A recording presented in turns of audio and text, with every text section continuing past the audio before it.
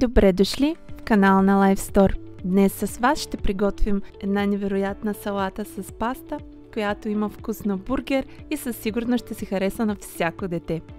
Започваме като сваряваме детската паста без глутен. Точно 8 минути в вряла солена вода са ни нужни, за да приготвим пастата. След това отсеждаме пастата и я прехвърляме в купа за салата. Добавяме натурално крема сирене на Life Store и също така настърган веган кашкавал.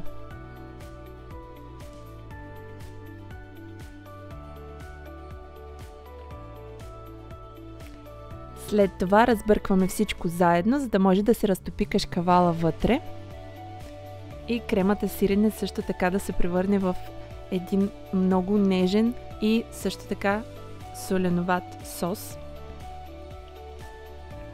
След това добавяме и веган салам на салвия натура, нарязан на купчета. Или ако детето ви предпочита други форми, също така можете да му угодите с формите, които му допадат най-много. След това нарязани и чери доматки.